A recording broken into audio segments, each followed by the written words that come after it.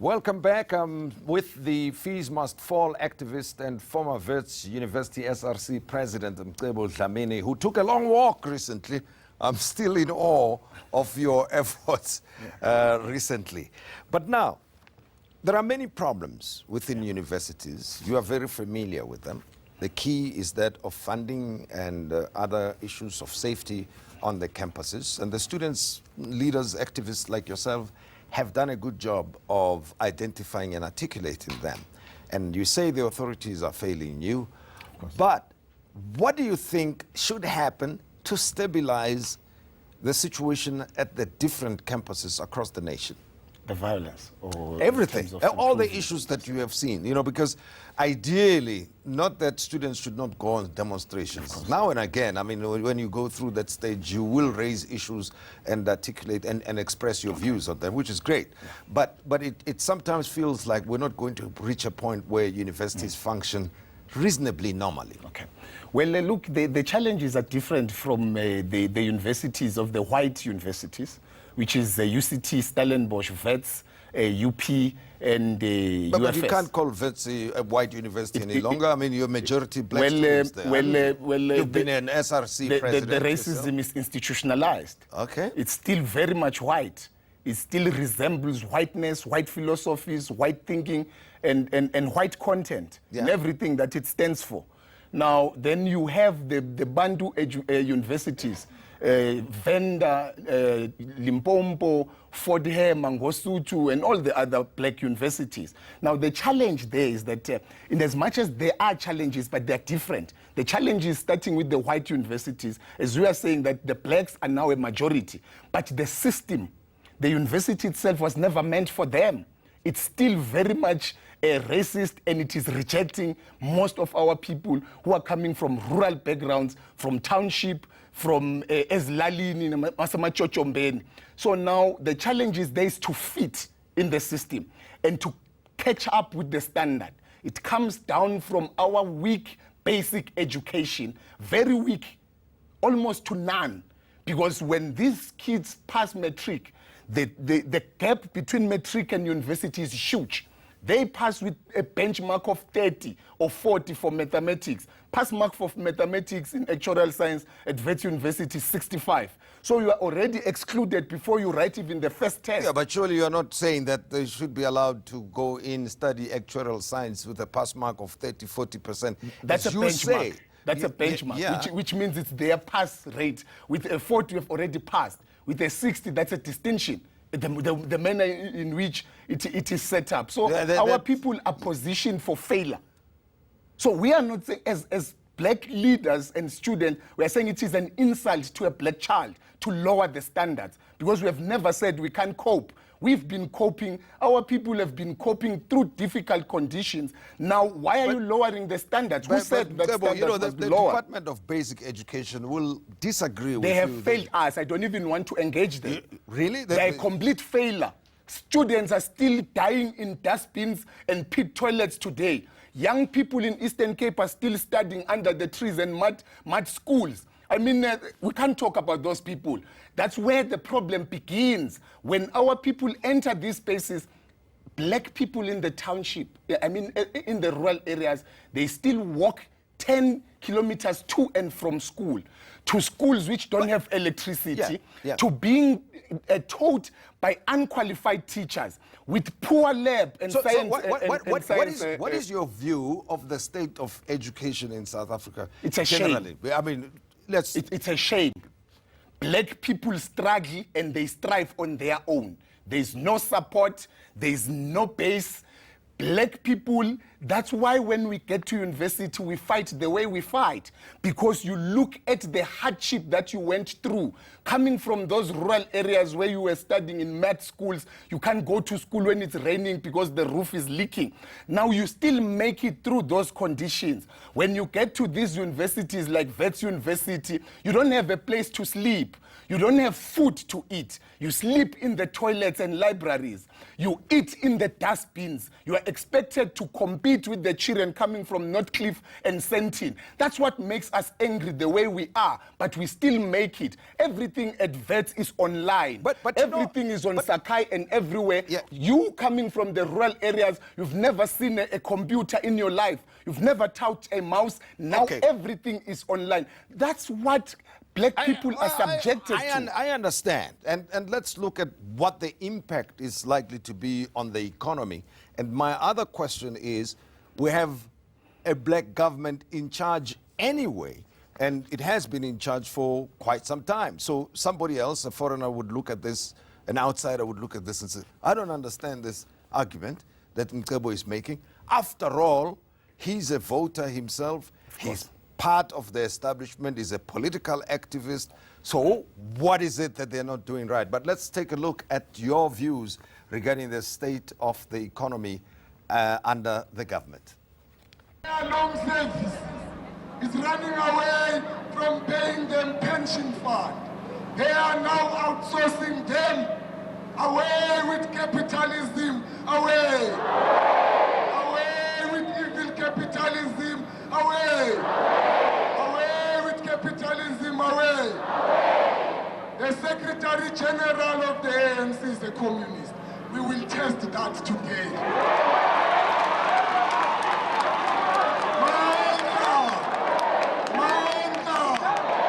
Comrades, the Minister of Education was a communist. And somebody will say, that's exactly the problem that faces South Africa, where the leaders are a bit confused themselves. To say the Secretary General is a communist. But South Africa is a capitalist society, as you've already said. It collects taxes, and that's why a portion of those taxes goes towards providing free tertiary education, so that young people qualify, become professionals, and participate in the capitalistic system. So what are you going to do about that? Well, I agree with you that there is some form of a confusion whether South Africa is a capitalist state or it is a semi-socialist state, if there is something like that. But our challenge that we have now, more than the system, the capitalism and stuff, but there is a lack of political will and there is a lack of agency and purpose from those who are leading us. Now, why I am saying that, coupled with corruption, because the problem here, it's priorities.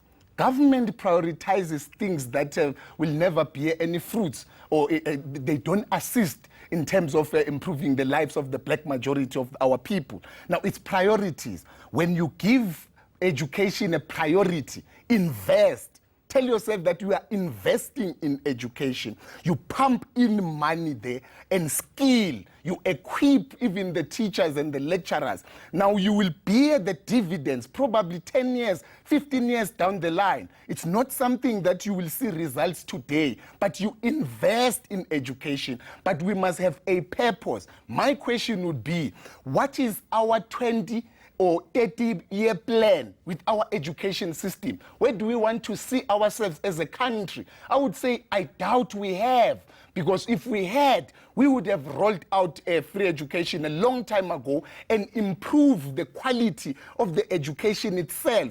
When we grew up ourselves in the township, we were taught about the head of a locust and all the rivers and the mountains. A white kid, when he's young, he's being taught algebra and geometric at childhood. 5-year Chinese child can operate a laptop. But when we are busy insulting children in the township and being taught about the head of a locust, that's where the problem begins. But it's not. It's useful information to know to some extent. Now we are in an industrial revolution. You still know a head of a locust. And I appreciate it. I mean, I share the sentiment that we've got to invest in education and make it work. I want to raise this point with you. You said the education system, basic education, is shameful. It's dead. According to you, right? And then it produces, nurtures the young people who go to universities, of course, where they're supposed to compete with other children, as you've said. And then at the same time, you want the same tertiary education to be transformed. Of course. Which one is which here? It's poor basic education on one side. On the other side, the tertiary education that is provided must be transformed. Tell me, where do you start and how do you transform the tertiary education? Look, we understand that there will be no universities without the basic education. Yeah. Now, we have outlined the problems of the basic education, that the content that they swallow is not strong. You know, Mcebo might have done a lot of bad things in Zimbabwe, but he never tampered with its education system. They do A-levels. They have Form 5, Form 6, which means Form 6 is what we do in first year. You won't compete with Zimbabweans in class. Those who are doing engineering and mathematics will tell you that Zimbabweans will show you flames in the classroom. Yeah. So that's where the problem is. They pass in record time because they're equipped for that. Yeah, but we have what? Pass one, pass all, or what? What is it? We've lowered the standards. We've lowered the standards. Yeah. So now we are made to celebrate mediocrity, that people are passing everywhere in South Africa, but with a 35. Now, when we come to university, when we speak about transformation, I decide to speak of decolonization because I come from the school of black consciousness and Pan-Africanism. I prefer a decolonization. What we mean by decolonized system of education, we speak about the content, that the content must be Africanized. Now we are being told about Galileo Galilei and Amerigo Vespucci in America instead of studying about issues that affect us as South Africans. Like we have to develop what is being given to us by the Europeans to speak to the challenges. When you look at what doctors are being taught in the hospitals, there are certain things that won't be taught using the white medicines, but it can be taught in those sangomas and those herbs. Okay. So when you develop, when you decolonize, you also introduce the African medicine to be to go hand in hand with these things. Now, also, we speak of the academia, the professors, black professors. We need more black professors in that space because when I am taught by you as a black professor and I'm also black, I gain confidence when I see you. I see myself and I'm inspired. Now, it matters who's teaching, what is being taught, and how it is being taught. I follow you, and some of the big ideas, obviously, and that will take some time to implement and see the results thereof. Let's deal with the immediate situation briefly. NSFAS is in trouble. It's a crisis. What's going? It's a crisis? It has been a crisis. Yeah, and so, you know, in this free education, for those who are not part of the university community, it's very difficult to understand what's happening and what needs to happen. So how is this affecting the students, and what do you think should be done to fix it once and for all? Well, we had said that the solution is free education. And we have said that education in South Africa must not be commodified. You can't make education a commodity. And basically, in the letter that we wrote to the president, we pointed to these problems, saying, thank you very much for Ngasane to leave, and thank you very much for disbanding the whole board, which was corrupt to the core, which were serving a corrupt system, and were serving a system that is meant to subject black people to abject poverty, because with NSFAS, you will never finish paying NSFAS. You drown in debt your entire life as a black child trying to return the money. Now, we were saying that don't commodify education. Roll out, make it free, make education to be free. When we say education must be free, as black students, we are not saying we don't want to return the money, but we are saying we don't want to return the money with an interest. Once we start working, we are willing to return the money so that the coffers can sustain themselves. Sure. At least if government contributes half, then we return half. Mcebo, so let me interrupt you. I'm pressed for time, and okay. I want to get your final remarks on this. Okay. Let's go back to the broader economy, because the whole point of acquiring an education at the level of university is to become a professional, of course, and hopefully make a meaningful contribution to the development of the country, right? So how do you see, very briefly, the contribution of young people to our economy, which has slowed down, is not performing anymore, is not even generating jobs? Are you confident about the future, and is there anything that young students like yourself can contribute to the advancement of our nation? Well, I don't have confidence. in the future, and because we are speaking about the content and the curriculum, what the universities are producing. For who are the universities producing for? There are degrees which have lost relevance, but they are still being given in those spaces. So the universities, who are they producing for? Because they're just producing, they don't care about the end results, where those students go. Now, we were saying Wits University and all these big universities don't teach agriculture, for instance, but they teach accounting science. Whose money are these people going to be counting? Because we are not teaching our people to be self-employed. Universities are not teaching people to own business. They are teaching people to be sophisticated hobos, to go and work and make money for the white corporation. They are making our people to be credit worthy. Those corporations are not paying you enough that you can start your own business. They're just paying you enough that you can afford to have a cell phone, afford to have a car, but they don't pay you enough that you can live here and open your own TV station. Quick response from you. Have you got confidence in the leadership that we have in the country to take us forward? Given all the problems that you've outlined and others, we've got the Zondo Commission and other things happening. Just a brief response. Where are we headed to now? Well, I have confidence on the current president. He has shown that he has those qualities.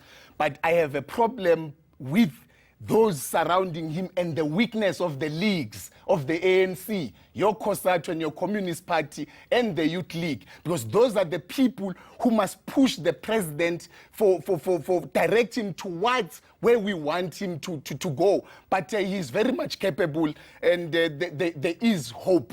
And looking at the demands that we have made as student activists, the response that he has made with the Minister of Justice immediately taking it up. And as we speak to you in closing, we are going to make an urgent bail application for the young man who's serving 8 years in jail, Tegeshe. Next week, with the lawyers who are representing me, we're going to make an urgent application. Before the end of next week, we're going to write to the NPA for making new representation with the new developments.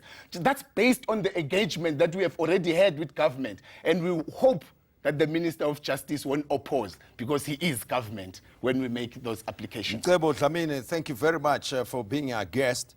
After the long walk to Pretoria and found time to talk to us. Thank you very much. Thank you for having us. Well, as you can tell, he's a firebrand. Mcebo speaks his mind very, very clearly, openly, and takes no prisoners along the way. But then we hope that the young South Africans will provide the country with a better future. We will be engaging many more of them to hear their views of how the country should move forward. We will be continuing with the Modise Network in a moment.